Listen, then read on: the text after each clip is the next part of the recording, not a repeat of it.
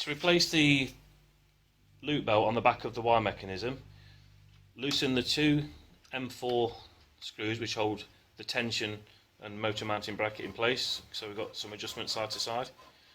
Remove the old belt. Okay, replace the new one with the plates still loose, so just fit it over and retension.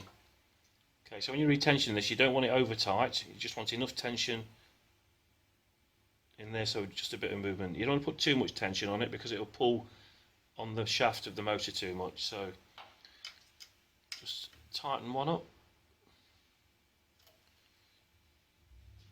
Make sure you square up the arm to the plate so it's nice and parallel. Tighten the second one up. Feels good. And just make sure that these screws are tight.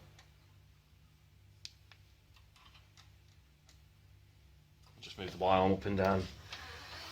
Make sure that it's nice and smooth.